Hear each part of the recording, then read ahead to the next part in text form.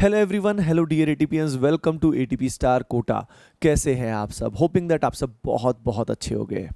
My self Vineet Khatri and guys, जैसे कि आप सभी ने टाइटल एंड थंबनेल में देख लिया होगा, ये वीडियो उन सभी स्टूडेंट्स के लिए बहुत ही खास है जो अभी जेई एडवांस्ड की प्रिपरेशन पे जुटे हुए हैं और वो किसी पर्टिकुलर चैप्टर में अपना लेवल जो है वो बूस्ट करना चाहते हैं मेंस से एडवांस तक। यानी बहुत सारे ऐसे चैप्टर्स होते हैं बहुत सारे स्टूडेंट्स के जो अभी जेई मेन लेवल के क्वेश्चन तो कर पाते हैं लेकिन एडवांस लेवल के क्वेश्चन देखते ही फैल जाते हैं। तो इस समय उनको कैसे करना चाहिए, स्टेप बाय स्टेप सारी गाइडेंस मैं आप सभी को देने वाला हूं। तो गाइज तैयार हो? फुल पावर फुल जोश में, है ना? तो चलिए देखिए, मैं पूरी जर्नी आपको बताता हूं कि किस तरीके से अपना लेवल इंक्रीज करना होता है उन पर्टिकुलर चैप्टर्स में। तो देखिए, सबसे पहला और बहुत इंपॉर्टेंट की पॉइंट यह है, वो है अटमोस्ट फोकस। आप सभी को फोकस करना पड़ेगा कि भाई मेरे को इतना ही सिलेबस करना है, क्योंकि आप सभी जानते हो कि जेई एडवांस्ड में पूरा सिलेबस करके पूरा पेपर अटेम्प्ट करना प्रैक्टिकली पॉसिबल नहीं होता है। तो आपके लक्ष्य के हिसाब से, आपके गोल के हिसाब से आप सभी को पहले लिमिट कर लो कि यार इतना ही करना है। अब ये सेलेक्टिवली लिमिट कैसे करोगे, कैसे चूज करोगे? तो सिंपली मान लीजिए 3 तरह के आपके चैप्टर्स हैं, या तो हो सकता है स्ट्रांग हो, या हो सकता है मॉडरेट हो, और या हो सकता है वीक हो, है ना? अब यहाँ पे आप सभी का जो स्ट्रांग है, इसका मतलब ये वो है जो ऑलरेडी आपको एडवांस लेवल के आते हैं, ठीक है। मॉडरेट वो है जो आपको जेई मेन लेवल तक डिसेंट आते हैं। वीक वो है जो आपको किसी भी लेवल के नहीं आते या आपने ठीक से किया ही नहीं हुआ है, राइट? तो you have to focus clearly on this, है ना? और वीक में भी आपको वो चैप्टर करने पड़ेंगे जिनका जेई एडवांस में बहुत ही ज़्यादा रोल आता है, तो वो पर्टिकुलर चैप्टर्स आपको देखने पड़ेंगे। जैसे कि स्टोइकियोमेट्री अगर हमें नहीं आती, बेसिक स्टोइकियोमेट्री, तो पूरा केमिस्ट्री में उसका रोल कहीं पे भी आ सकता है, कहीं पे भी स्टोइकियोमेट्री को वो घुसा सकते हैं। तो चाहे वो आपका कमज़ोर हो फिर भी आपको करना पड़ेगा, है ना? लेकिन कुछ चैप्टर्स जो इंडिपेंडेंट होते हैं, जो फॉर एग्जाम्पल जिससे direct question for example mix होकर नहीं आता है, तो उनको आप छोड़ भी सकते हैं। जैसे कि मैथमेटिक्स का कोई पर्टिकुलर पोर्शन है, मान लीजिए प्रोबेबिलिटी पीएनसी आपको अब तक बिल्कुल नहीं आता है, तो भाई लीव इट फिर यार, उसको बीच में घुसाने का मतलब क्या है? फॉर एग्जांपल आपको कोऑर्डिनेट में कॉनिक सेक्शन फॉर एग्जांपल आपको ठीक से नहीं आता है, तो कोई बात नहीं यार, अब नहीं आता तो अब उसका क्या कर सकते हो? तो अपने को अपनी स्ट्रेंथ्स को इंप्रूव करना है, मैक्सिमाइज करना है और उसमें बेस्ट प्रॉब्लम प्रैक्टिस करनी है, ठीक है। अब मैं एक चीज़ हमेशा बताता हूँ कि अब जो बचा हुआ समय है उसमें अराउंड अगर 40 से 50 हाई क्वालिटी क्वेश्चंस आप एवरीडे करते हो तो लगभग 1200 से 1500 क्वेश्चन आप अभी भी अटेम्प्ट कर सकते हो। हाई क्वालिटी ये वो क्वेश्चन है which will make you uncomfortable, जिससे आप अनकंफर्टेबल फील करते हैं, अरे यार टफ लग रहा है, अरे यार कैसे करूंगा। याद रखिए ये 40 से 50 क्वेश्चन जो हैं ये आपको रिलेवेंट करने पड़ेंगे। मतलब ऐसा नहीं कि कहीं भी किसी भी सोर्स से कुछ भी उठा लिया, क्योंकि बहुत सारी बुक्स में भी ऐसे क्वेश्चंस होते हैं जो टफ तो होते हैं लेकिन हर एक टफ चीज़ एग्जाम से रिलेवेंट नहीं होती। बहुत सारे स्टूडेंट सोचते हैं कि किताबों में बहुत सारे क्वेश्चन दिए हुए हैं जो भी टफ होगा और यार एडवांस लेवल है, अरे ठुल्लू, नंबर 1 टफनेस में हो सकता है आउट ऑफ सिलेबस दिया हो इसलिए आपको टफ लग रहा हो, राइट? तो ध्यान रखिए इस पर्टिकुलर बात का कि रेलेवेंट भी होना चाहिए। रेलेवेंट में जो टफ होगा उस पर आपको फोकस करना है, ठीक है। अब देखिए, आपने फोकस कर लिया लिमिटेड सिलेबस पे। नाउ आपके टीचर जो भी आपको पढ़ाते आए हैं, आप जो एडवांस लेवल के क्वेश्चंस आपको कराते हैं, या तो आपके पास वीडियो लेक्चर्स होंगे या फॉर एग्जांपल यूट्यूब पे भी आपने देखा होगा या कोई कोर्स आपने एनरोल किया होगा, राइट? आप में से बहुत सारे स्टूडेंट्स अभी जो एटीपी स्टार कोटा का क्रैश कोर्स है आरसीसी 3.0 उसमें भी एनरोल्ड हैं। तो यार आपको करना क्या है, आपके टीचर को ऑब्जर्व करना है। You have to observe your teacher कि भाई वो कोई एडवांस लेवल का क्वेश्चन किस अप्रोच से सॉल्व करते हैं, राइट? जो एक एक्सपीरियंस टीचर होता है वो एडवांस के क्वेश्चन को बहुत ही अमेजिंग अप्रोच से और बहुत आसानी से मजे से सॉल्व कर लेता है, राइट? तो वो अप्रोच आपको ऑब्जर्व करनी है and the fastest way is to observe it and imitate it, क्योंकि खुद की अप्रोच अब बहुत ज़्यादा डेवलप करने का समय नहीं है। वो लॉन्ग टर्म लगता है जिसमें खुद की अप्रोच ही डेवलप हो जाती है, उसमें पूरी 2 साल की तैयारी 3 साल की तैयारी लगती है। तो आप अभी के लिए बेस्ट ये है कि observe your teacher that how your teacher is solving the question. अब मैं वो भी आपको बताऊंगा कि टीचर नॉर्मली कैसे सॉल्व करता है, बड़े बड़े सवालों को किस तरीके से थॉट प्रोसेस आता है उनका, है ना? तो वो भी मैं आपको एक हैक बताने वाला हूँ अभी, है ना?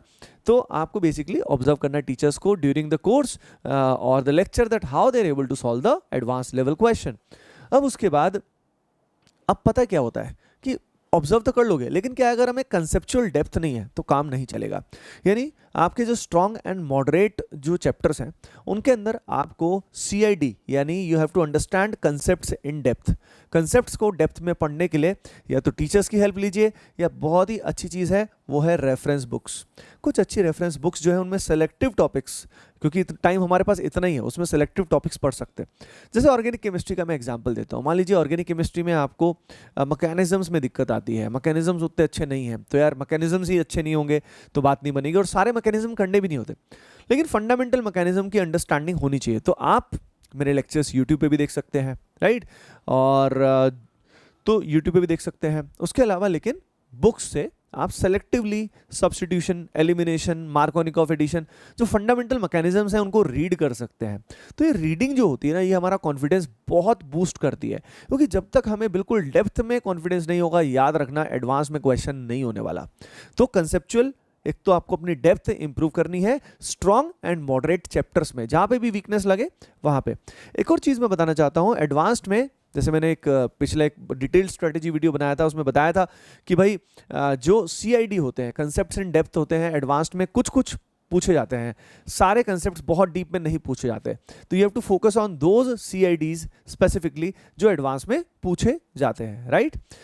उसके बाद अगर हम बात करते हैं, अब बात आती है भाई प्रैक्टिस। प्रैक्टिस ऑब्वियसली करनी पड़ेगी, है ना। प्रैक्टिस में focus on the relevant but tough questions, ठीक है। अब अगली बात ये होती है, सर टफ क्वेश्चन देखते ही बहुत टाइम लगता है, सर आधा घंटा लगता है, 1 घंटा लगता है। यार देखो, इसका मतलब आप सीधा टफ क्वेश्चन पे जंप कर रहे हो, यानी पहले आपको बैकग्राउंड वर्क तो करना पड़ेगा ना, पहले वार्म अप तो करना पड़ेगा ना, बड़ा वेट उठाने से पहले। तो यार इसका मतलब you have to go step by step, step by step जाओगे तो आपको आसान रहेगा। अगर आप सीधा यहाँ से यहाँ पे जंप करने की कोशिश करोगे तो बड़ी दिक्कत हो जाएगी, डिफिकल्ट हो जाएगा ना। तो इसलिए पहले कुछ बैकग्राउंड वर्क करो, कुछ ईजियर क्वेश्चंस करो, और फिर आप एडवांस लेवल के क्वेश्चन को ट्राई करो, है ना। इसमें refrain from seeing the solution. याद रखिए, अगर आप इस समय भी सॉल्यूशंस पे जंप करते रहेंगे और टीचर्स के सॉल्यूशन देखते रहेंगे, आपका माइंड डेवलप नहीं होगा। और मैं क्लियर बता रहा हूँ, 2 टूक बता रहा हूँ, एक हार्श ट्रुथ बता रहा हूँ कि भाई आपका फिर एडवांस नहीं होने वाला, ठीक है, अगर आप सॉल्यूशंस ही देखते रह जाओगे तो सॉल्यूशंस से दूर रहिए, मिनिमाइज करिए, डाउट्स भी कम से कम पूछिए, यानी जहाँ पे बहुत ज़रूरी है वहीं पे सॉल्यूशंस पे जाइए, और डाउट्स भी तभी पूछिए।